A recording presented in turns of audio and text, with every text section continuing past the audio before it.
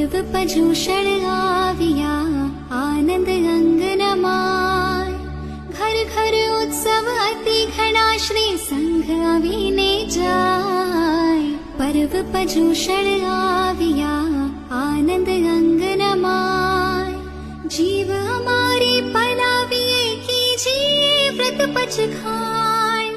भाव धरी गुरु वंदिए सुनिए सूत्र वखाण पर्व पजूषण आविया आनंद अंगनमाय 8 दिवसे पाडिये आरंभनु परिहारो